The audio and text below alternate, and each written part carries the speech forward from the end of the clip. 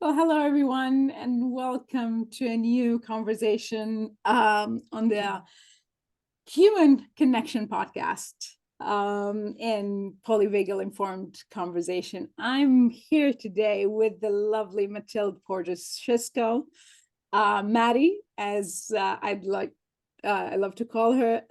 We met through the Play Zone training with Michael Allison, and we met was it 2 weeks ago in London? And Yeah. yeah, and it was lovely. I'm so happy to have this conversation, a continuation basically of the conversation that we've been having 2 weeks ago. But let me introduce you first. Mathilde Maddie is a voice and performance coach. And I'd like to read a bit of your description on your website, which is I absolutely loved. It's myvoicecoach.org. So Maddie describes it here so brilliantly and beautifully. My voice is my greatest ally. She is my caregiver, my justice warrior, my advocate, my educator, my truth teller, defender, and peacekeeper. Maddie, welcome.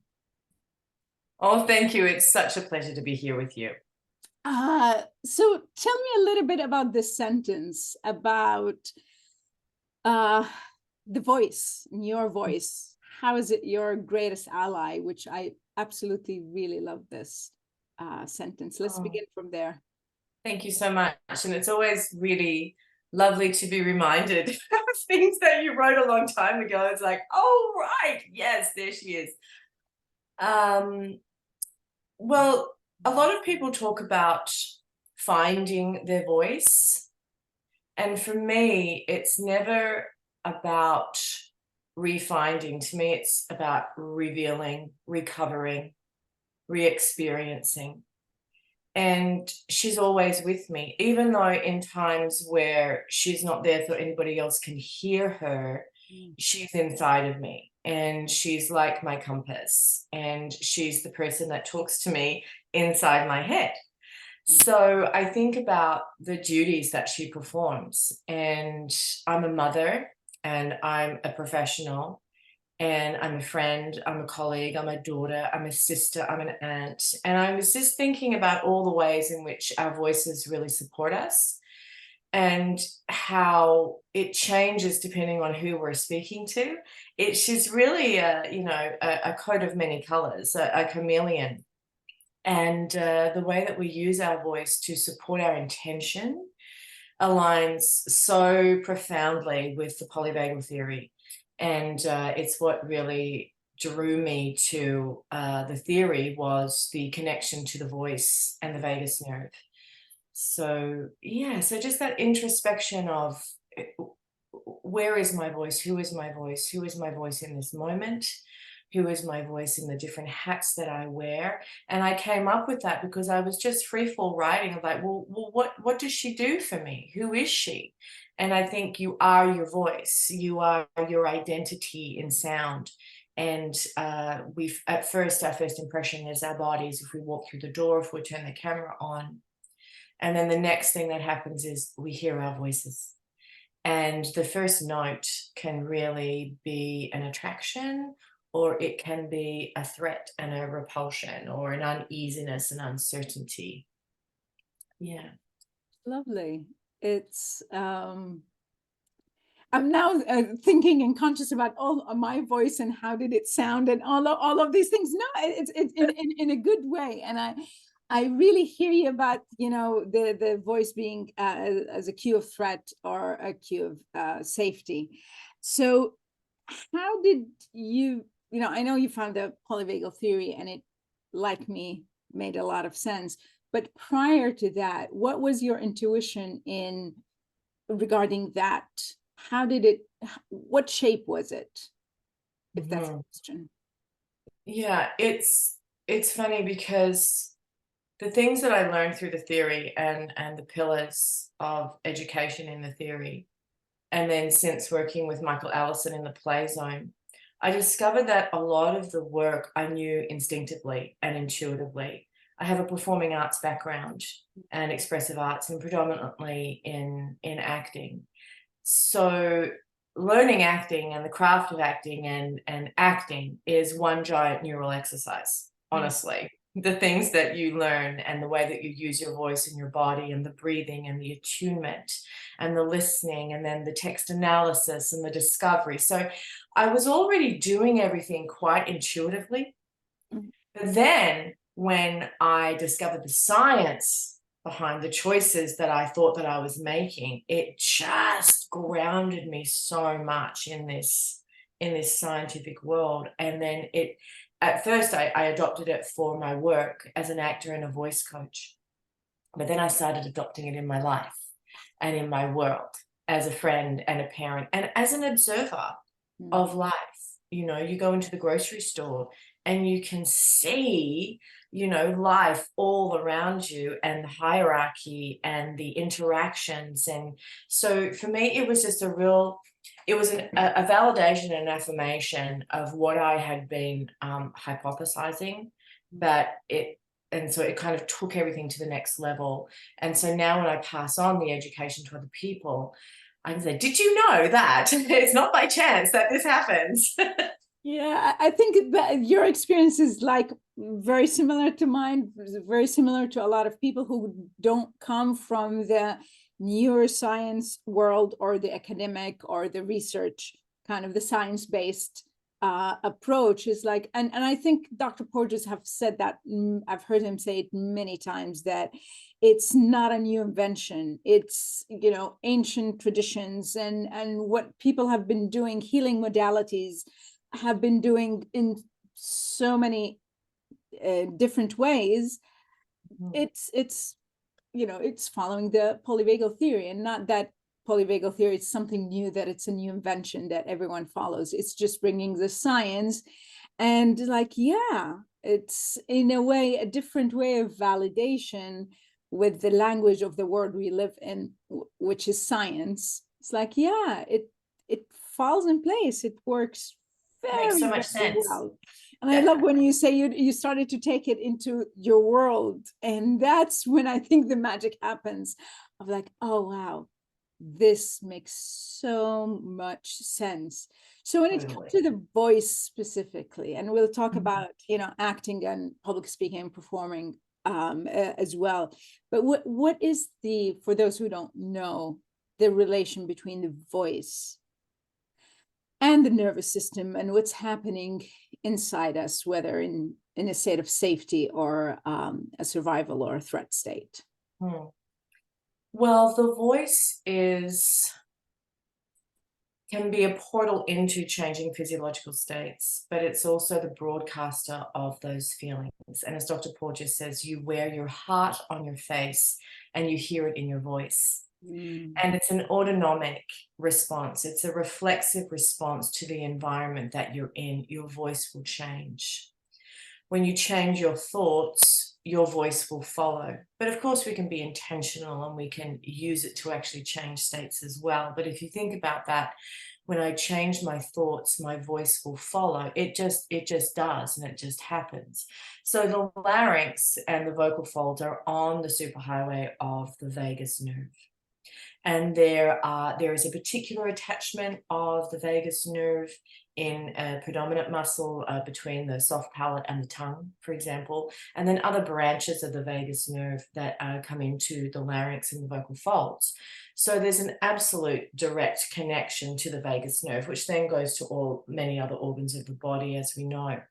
So actually doing vocal exercises can really help increase the vagal tone and to bring your physiology closer into homeostasis. So when you're actually doing vocal exercises, it's good for your health. We're not just using it as a tool, as a public speaker or as an actor.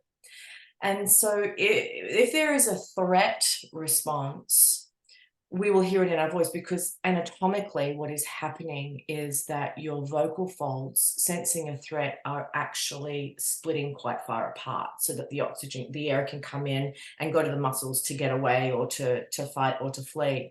And if we need to talk, we're trying to go against that autonomic response, and we're trying to talk and bring the vocal folds together to create the vibration, to create sound. So there's this squeakiness or an unsurety or an uncertainty that happens in your voice in a threat response. Sometimes the voice isn't there at all, as we know, like everything will shut down because we might need to be in a threat response that is life-threatening, and our voices will leave us completely. And then, of course, we can look at ventral vagal, which is the central engagement system, and how the vagus nerve is connected to the striated muscles of the face and the head and the inner ear, and the warmth and the welcome and the prosody of the voice, the intonation of the voice, the range of the voice to support our intentions. And so when we have a greater range in our voice, we're able to authentically articulate our intention. If we're just living in this particular range of our voice, which actually really happened over COVID, I mean, people who lived alone didn't speak, or we didn't have a lot of interaction. And if we don't use it, we lose it. And so for some people coming out of COVID, I've worked with some clients that have said, I just feel stuck. And because, you know, your body has thought, okay, you don't need that area of my voice. I'm going somewhere else to help you out somewhere else in another nether region of your body. So we tend to lose it. And so I've worked with a lot of clients of revealing and rediscovering some of the aspects of the voice that they've lost. There's also obviously direct relationship to any adversity, anxieties, or trauma that we have endured or lived through. You can hear it in your voice. So I look at the voice when I'm working with clients of not just what I hear, but what I discover and what they're willing to share with me about their histories and their biographies. Their biographies and their biologies and their environment really shape their voices, our voices. I also use it as a way to shift those states, to play with the voice, to find our play zone, as Michael Allison's unique application of the theory is, that blended state of a mobilized energy, but feeling safe and connected and in safety with another or with many others. What is that voice like? What is our, you know, as I said, as you described in the beginning, the voice that puts my children to bed, or is the caregiver. And so if we can explore our voice and unlock the full range of our voice, I feel that we can authentically deliver our intention. And that's what I really help people to do. Yeah. That's lovely. And as you're speaking, I'm thinking of, you know, when we're speaking with babies, it's intuitively that even, it's not that we decide that this is the tone we're going to speak to a baby. When we just immediately go to this kind of a low voice, which someone might look at it and get annoyed, but it's an intuitive thing that we do. The same thing when we're talking with with a pet. And also reminded of the many times that I've spoke with my children when they really pick up the tone and the voice, what they're hearing in the voice, and not necessarily the words that comes out, which is in many ways, many times were contradictory. Trying to control that tone. Yeah, it's like, okay, so but you can't, right? You can't. You pick it up, you go, ooh, there's something under that. Yeah, if you're trying to, yeah. It's and it's quite difficult to intentionally, especially in a kind of an alert or aroused state of, when I'm annoyed and I'm trying my best to speak nicely, it just does not work. No, you're right. It is an absolute microphone to the inner, what's under that, what's under that, what's under that. And you have to be pretty seasoned to really cover that. Yeah. And some people are. Some people are. And but you know, the tuned ear can really go, ooh, I call myself the truth police here. It's like, ooh, I don't think she really meant that. But you know, most people can hear when people are being inauthentic Yeah. and not saying what they mean when they say it. They're meaning something different. Yeah. I think that's one of the things that I've also kind of known, but I couldn't articulate, but with the polyvagal theory, that there is something that the nervous system is speaking, the nonverbal, which is the nervous system, the, you know, facial expressions and tonality, even just body posture, that says a lot about a person. And when the words come out that it's not the same, it's kind of like there is something kind of not great about it. And I think I asked Deb Dana the question in regard with plastic surgery, and when people, because I've always felt like there is something not weird, but kind of uneasy feeling when I'm talking with someone who has a lot done to their face. And then when I, with understanding the social engagement and the muscles, like, yeah, their face doesn't move, and that does not feel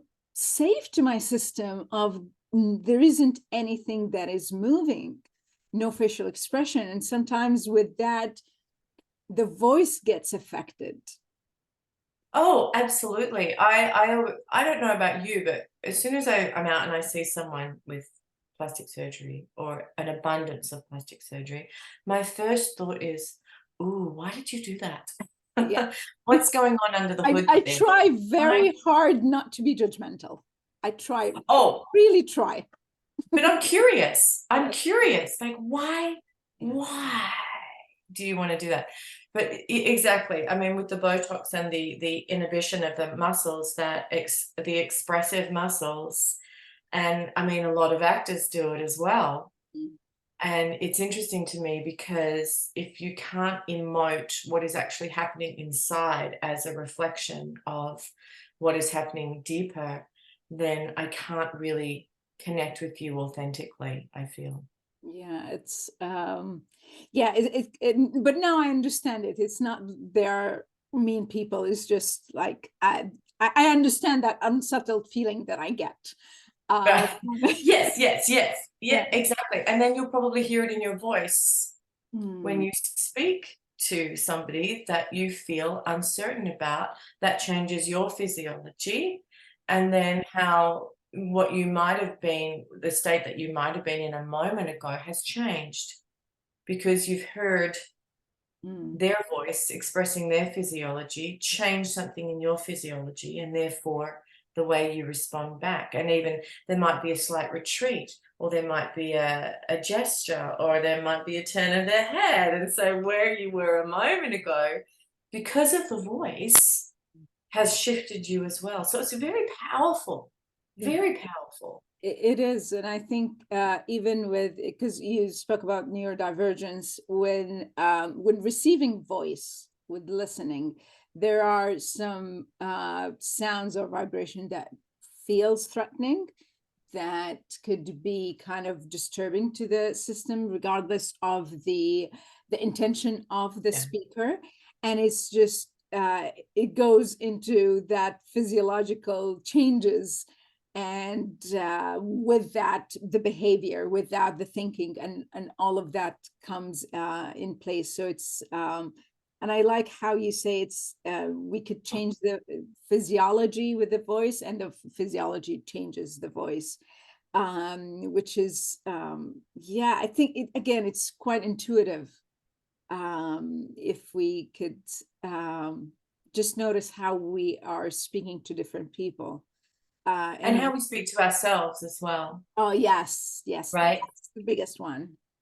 The biggest one. Yeah. How do I talk to myself?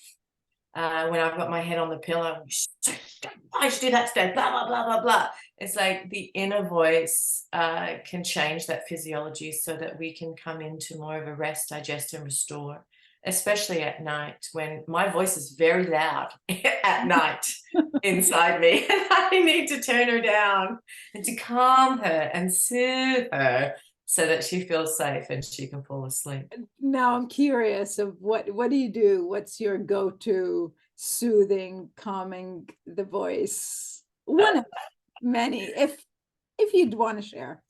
Yeah, I hum a lot. Okay. I hum a lot. I do sing around the place as well. But when I do hear those voices coming up into my head, I'll just quietly speak really kindly to myself. You know, they say you would never say that to your best friend the way you speak to yourself. So I just speak really kindly, and I look for, as Deb Dana, you know, explains, the glimmers. I look for the good things that happen in the day, that I am safe, that I am taken care of, that I am kind, I am good, I am loved. And I just repeat that to myself a little bit. And then I will do some cadence breathing, actually. I will do a 6 in and a 6 out to really calm my nervous system. They're my go-tos.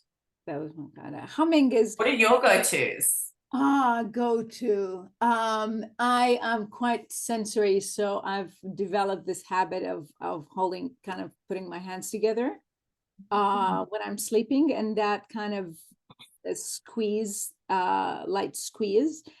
Sometimes I would sleep with my hands kind of giving myself a hug, and that kind of like gives me that space. But it started with noticing that was, I think, like 3-4 years ago, of the how much the fist affects my physiology.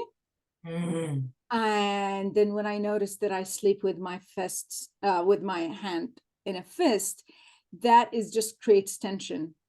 And then it makes a huge difference when I open my hand. So I made it a practice of paying attention that I have my hands open when I'm sleeping. And that made a huge difference to the amount of tension that I have in my body. It's not 100% gone, but it's very small thing to change. And I think because I could see when someone is speaking with their hands in a fist, there is an unnecessary tension that's going on, and it could be an out of a habit, but it's a very easy way to intentionally relax for me. Absolutely. I would call that minimum effort with maximum effect. Yes. So it's just like, just release your hand and feel that support flood in. And that changes the voice too. Like having that fist will absolutely start to lock everything up through the thoracic cavity and up around in here. So just that can actually have a direct relationship to the muscles in the throat. Yeah, it's fascinating. And we are a fascinating computer. We are. And what I think it's quite interesting that how simple these things, it's not a major, big, huge thing. Humming, we all hum, even the sigh that happens, that happens automatically with almost everyone. It's in the intelligence of the nervous system of like releasing that and kind of affecting the vagal tone, and we do it all the time. And it's amazing to be able to know these simple yet what did you say? Minimum effort, maximum effect. Exactly. Yes, that's I love that. So when it comes to acting, and I know that's something you love to speak about, and I want to hear more about it. And I'd like to hear from an actor, and you are acting perspective in Polyvagal, and as a coach in acting and performance. How does really understanding and fine-tuning the understanding of the nervous system helps you, or kind of gives you more tools, so to speak. It's it was a revelation, and it was a real discovery to me as well, and shocking that acting schools don't have courses in what makes us human, in understanding the nervous system, which is kind of ironic because we're creating humans. We're creating new nervous systems that we are then having to have our nervous system slip into their nervous system. And then we have to play in them for hours and hours a day. And then we have to come back to our Maddie nervous system and be a mom and a wife and all of that. So, oh, it's so big. It was, oh my goodness, how can we take this knowledge of the autonomic nervous system and polyvagal theory and the play zone and apply it to acting? For me, it was just a no-brainer. It was, this is how we work. Let's lift the hood and let's have a look at how we actually work reflexively. And then how can we use that information and let it become more motor and intentional with a little bit of control? And then how can I use what I know to recover? Yeah. How do I bring myself back into my world? What is that aspect of recovery? So I now teach the theory to, well, I guess we'll start as being the actor. I can give you an example. A show that I did last year, it was a really quite a large show, and there were 3 women on stage, and we all played between 4 and 6 characters. And we didn't have props, and we didn't have costume changes. Everything had to be done through our physiology. Wow. So I was playing an 80-year-old woman, a farmer with dementia. I was playing a 50-year-old war vet. I was playing an 11-year-old girl with a stammer and social anxiety. Yeah, and then I was playing a woman who just loved to get up and dance and boot scoot in the bar. And so literally you would just have to change your physiology and find the voices. And so exploring the nervous system was fundamental in my creation of those other nervous systems. And if you can imagine, I mean, there's just, yeah. As you're speaking, I'm trying to visually imagine each character, and they cannot be more different from each other, I think. No. And it was usually a 2-hander, so the women would have to play up to 10 characters each and go in and out. But the production that I was in used three actresses. And so it was an unusual split. So the director sent us our parts and sent us everything. And I'm looking, I'm going, did you realize that you have me as 2 characters speaking to each other in one scene? And she went, oh, really? And she looked, and she goes, oh, you can do that. Like, oh my God. So it was the 50-year-old war vet and the 11-year-old with the stammer having a scene together. Oh, wow. And it was a scene where she was under incredible threat and he had to calm her down. And so I had to switch between those 2 characters on stage, and all as we had was a flashlight. So I had to use the flashlight to illuminate myself as the war vet and then shine it on the other. Oh, it was just, but it was just so wonderful to play. Having this information of diving in and out of all of the physiological states. Where am I now? What is happening? What's he doing? What's she doing? And it adds so many layers, because I talk about acting as having a little record player going on in the background. You know, if you're going about your day and you've just got music on in the background, all of these thoughts for the characters are ruminating. We're never just playing what is on the page. We're discovering what is under that, what is under that, what is under that, what else is going on. And so when I look at the nervous system and I think about mobilized energy, immobilized energy, communicative, social engaged, safe and social energy, it's a never-ending pool of information that can layer your performances. So I use it like in that perspective to explore my characters. And I also use it as preparation for having a resilient and healthy nervous system, and creating my off the court, as Michael Allison will put it, or off the mat or out of the room process, and having my safety container of safety, and the people that I interact with, the books that I read, the meals that I cook, the self-care that I have. All of those routines prepare me to go into a production that is very, very taxing on the nervous system. So having that knowledge as well, of knowing that it's also transient, because a lot of plays aren't just about sitting around having a cup of tea. I mean, there are some large emotional, another character that I played had lost a child. So how do I manage to create that story for myself and for the others in the show and for the audience, without losing myself completely to the point where I can't come back? And that's where I found it the most helpful, is in helping. The more that actors understand about the nervous system and how the journeys that we go on as characters are transient and they're not real, but our nervous system thinks that they're real when we're in these moments. So how do you take care of yourself and manage that recovery time to come back into self? Yeah. So it actually covers a lot of the bases of the preparation, the execution, and the recovery, and general health and wellness and well-being of the actor.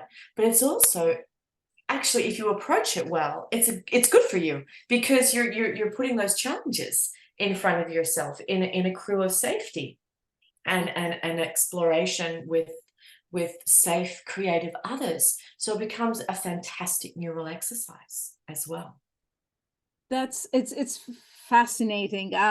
Not maybe in another lifetime I'll be an actor, but it fascinates me, this idea of or not idea, the action of taking a personality and like you said, it's not just the words, it's all their histories and all of that. And I've always intrigued me, which I think you did mention a few times, is the recovery. How, because it is taxing to the nervous system of playing, especially if, listening to interviews with actors who played really, really heavy roles, and how much it takes, the toll it takes from them, especially if it's something, if it's a character that it's almost completely the opposite of the kind of the natural nervous system of the actor. And that recovery, I think, is quite, and we hear a lot of not great stories about actors who couldn't recover. Yes. So how is that information of play zone, the ventral, and all of these glimmers helps with the recovery of, like, okay, how do you kind of address your nervous system? Is like, okay, so this tension, this arousal that happened, that shut down whatever kind of stayed the nervous system, that was just temporary. I don't need to take it into my daily life. And I can't imagine this being like black and white and shutting down. And it's like, maybe it is, I don't know. How is that process of recovery happens, aided by the nervous system knowledge that you have? Yeah, it really fascinated me. It was one of the things that I first brought to Michael Michael Allison, when he brought to the world the play zone of anchoring in safety. And for me, it was, okay, if I'm anchored in my actor body and I'm allowing my character to go on the journey of up and out and through the hierarchy of the nervous system, but always coming back to that notion of being anchored in safety, which is in my body. Now, actors work in a hugely different way. Everybody works so differently. And even if they have a process, they won't necessarily use the same process every time they come to a role. So it really is very dependent. It's very personal. Some, you know, in the 80s and 90s, it was very sexy just to dive in and be method and never come out of it, and just, you know, like adopt this person, and never, like, you would knock on the door, but nobody was home. And for me, working with those kinds of actors was a little bit of a threat response for me, because I could never quite see them in it. So I think you're right in that there were a lot of actors who couldn't quite recover, and we've lost a few incredible actors because maybe there was a realization that it wasn't transient, or they didn't have the tools to bring themselves back, or they just crossed a line too far into the psyche of the character and were unable to find their way back, and didn't have somebody safe around them to help them do that. And I see that with a lot of young stars and celebrities as well. Having a good team around you is so important. We call it grounding, to keep yourself grounded, but it's really to have an education of, this is what you're going through as this character or in this world, and having somebody supportive to bring you back. I forgot the question. um, I don't know if there was a question, but it was wonder. But this is fascinating. So when you say anchor, and please correct me, because this is how I'm seeing it, that there is this Maddie, that it's still there. It's who you are in essence. You know, as IFS would call, you know, capital S, self, that is still there, that it's existing, even if it's in the background, but it's still there, even if the character is playing something quite vicious, quite something that is not really Maddie at all. Maybe it's even at different age and different gender and different, you know, life circumstances, but that Maddie is still there, that the character can grow big and animate and do all of these things, but still find a way back to who Maddie is, and anchor in that. So it's not losing the sight of completely of like Maddie and who she is. And I think that seems like a quite a complicated and intentional skill that I don't imagine it being easy to have that in mind of safety. I don't know. Yeah, and not everybody does. I mean, some people can just be having conversation and camera rolls and they're in a flood of tears and they're immersed in this story.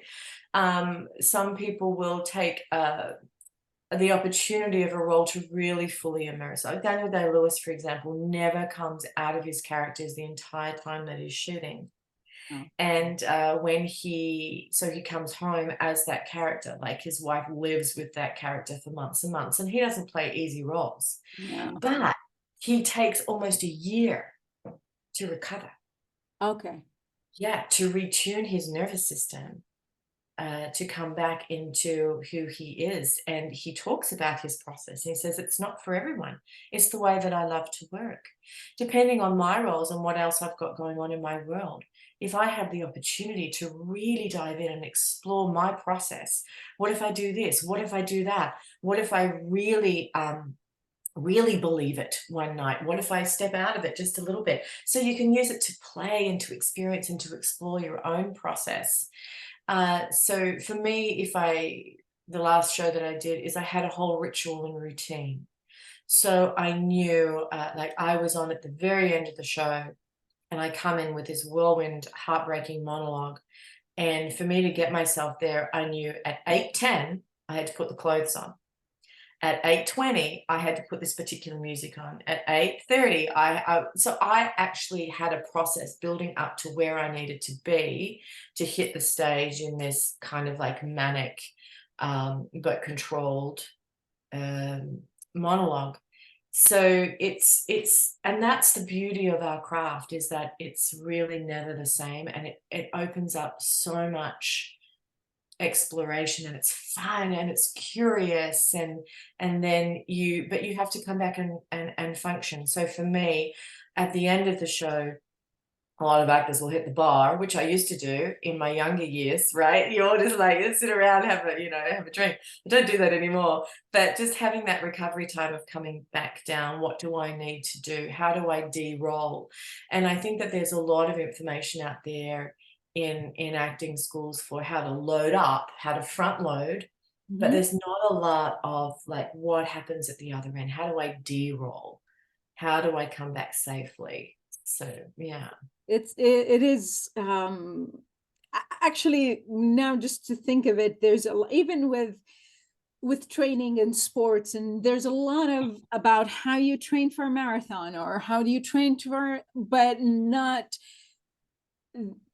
as much importance is done or spoken about. Probably it is, but not for the as much as the recovery of just that. And I think that's, I can think of so many things. Birthing, you spend 9 months or so knowing everything, and then that hits, and not a lot of people talk about what happens psychologically, emotionally after. So it's the recovery that I think is the missing piece for all of us in so many different places. But I want to come back to something you mentioned a few times, is the role of the community, those people around you. Like when you're talking about Daniel Day-Lewis, and I'm thinking, it's like, oh, I'd love to to have his wife's input, or I don't know if he's married, or his children. It's like, how do they cope with that? But I can imagine you really need someone really supportive and understanding and containing to be able to take a year of recovery. And so it's that social aspect of support that is important. It's not just the rituals that we do in ourselves. It's having, that container, whether on stage or off stage. Can you speak a little bit more about the social support, and that, like as a coach, when Michael talks about it, of like that container of social, another human support that comes, that is very important. Yeah, it's just important as a human, isn't it? No matter what you do. And what, from the acting perspective, is if you're retuning your nervous system every night or every day, to come back into your social world can take time. And I think that there are people that you feel more comfortable with, and maybe you don't see when you're recovering from a role, or maybe it's like, oh my gosh, I'm so done with that, I can't wait to jump back in. I think it's going to be different every time. And I don't know about you, but the older I get, the smaller my social pool becomes. It's like, I just can't be bothered. I do a lot. I cannot be bothered a lot these days, but yeah. Age and stage. But I think having people that really respect what you're doing is nourishing you, and that you want to do this and you need to do this, and therefore there's a lot of additional responsibility that your partner takes on, or that your children take on, or the acceptance that your friends aren't going to see you for a while. So it's surrounding yourself with people who just respect and acknowledge that what you're doing is important to you, and therefore for this time I will support you. I was in a first marriage where I wasn't supported at all, and I couldn't do what I loved, and I actually took a 10-year hiatus from acting because I didn't my children weren't safe at home, and I couldn't drop everything and trust that this person was able to do that. So I had to sacrifice 10 years of my career because I didn't have that supportive container. And then I remarried, and my husband was absolutely, I got this. And so I was able to jump back in, which has been incredible. It's wonderful. It's never one person's doing. We can't do anything alone. That's my belief. We need that support. And how about the professional support that is in, fellow actors, you're kind of the whole crew of that. How important is that support for the actual kind of performance and for the recovery? Yeah, it's interesting. It's a really good question, because some sets and some shows are safe and full of camaraderie and connection, and you become a family. And some, like just a film set, for example, there can be so many threats around there which can feed a vulnerable or insecure actor about their work. And now we know we can be attaching these stories to what my physiology is doing, or it can loop in the other way. And so it can really interrupt the work, and other people have no idea the effect that they're having on you. So it's this constant navigation of what is safe, what is a threat to me. And so you can have shows where it's bad, it's not a great experience, it's not a great experience for you.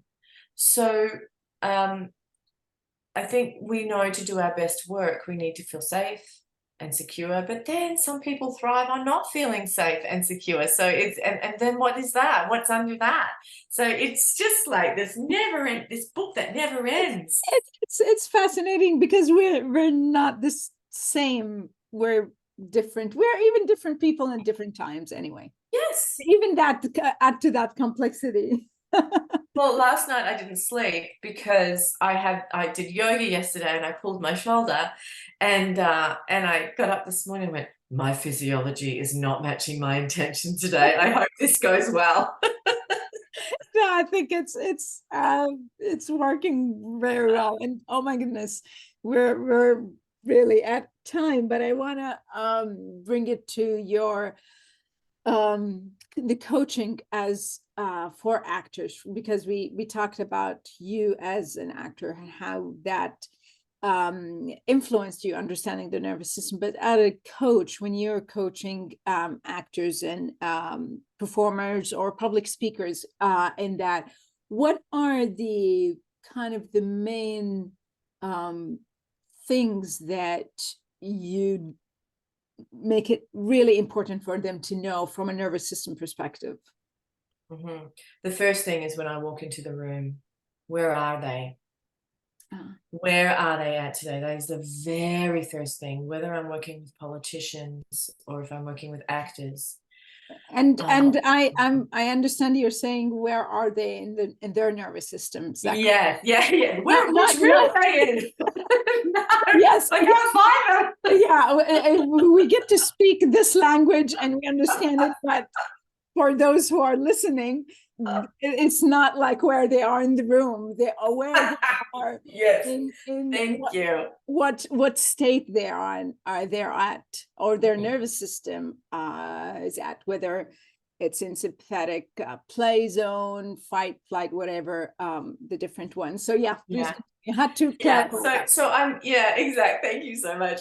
So I match them. I come in and I sense them, and having a very good understanding of the nervous system now, you can pick it up.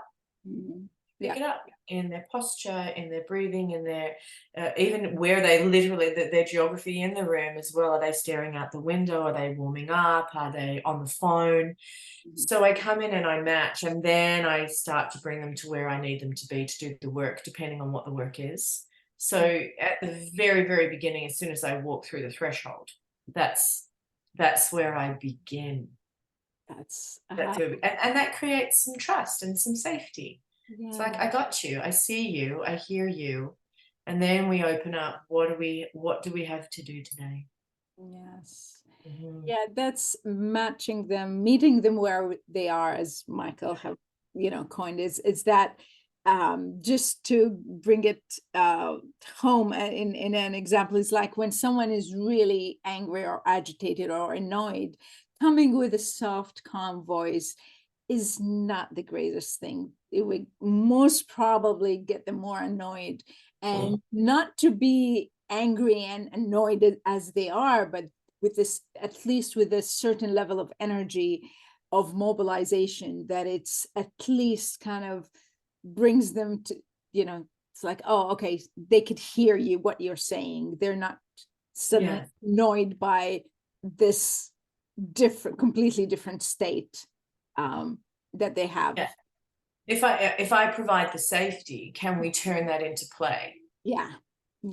That's well, it's lovely talking to you, Maddie. It's so good to talk to you, and it was so great to meet you in London and to have our tea at the Tate. And yeah, it's wonderful, and this is honestly why I have these conversations, because I absolutely love having them, and then I'm amazed of what comes up, and to me it connects the dots no matter who I am speaking with or the profession, and I get more excited to when someone is taking it to a territory or a place or profession that I know not much about, like voice coaching and acting, because that gets my curiosity all up, and we know how ventral we need to be in that curious. Yes. Oh, it never ceases to amaze me, and I'm endlessly curious and interested in it as well when I see an adoption and an integration of the theory into so many different domains. Yeah, so how do people find you? I'm going to put their website and all of that, but if you want to speak a little bit about what you do, so people can find you. Oh, sure. Thank you. My website is myvoicecoach.org. I'm based in Vancouver in British Columbia, but I work globally through Zoom. I do one-on-one coaching, and I also work in small groups. I have small groups starting next month. So if you go to my website, you can see all of the different packages that I offer. But really, it starts with a conversation. What has called you to the voice work? Who are you? Where are you? What do you hope to achieve? Why now? So we really start with a conversation to see how I can optimize what is happening with your voice. And people are called to the work at different times. It's not, but people don't always think about working on their voice either. We think about, we go shopping for clothes, we get our hair done, we can go and buy beautiful plants like you have in the background to set my scene. But like, what is happening here? So not everybody, it's not a go-to, like, oh yes, got to work on my voice. However, when you do start to work on your voice, you see it seep into so many different areas of your life. Like you said, like when you're at home, even for me, calling people for dinner, someone will say, are you angry? I'm like, no, I'm a voice coach. I have breath support. I can I'm not angry. It's dinner. So just having more of an awareness of, is my voice aligning with my intention in this moment, is very helpful. Yeah, it's something popped into my head, but I think that would be a conversation for another time. But I'm really fascinated to see. I'm thinking of different cultures and their tonality and the way of speaking. Some people would speak in a higher tone, some people would speak more quickly, and how that translates to their own embodiment of being in the world and their own history. And that's quite a fascinating. You got it. You got it. And, but yeah, it's a wide and deep river, that one. Whoa. Yeah, you got it. Yeah, that's another one. I'll have to put a pause on myself on that. Thank you very much, Maddie, for this lovely conversation. And I'm really happy to have met and get to know you more at work in what you're doing with Michael in the Play Zone, and personally. And hope to have more conversations in the future. Thank you very much. Me too. Thank you so much.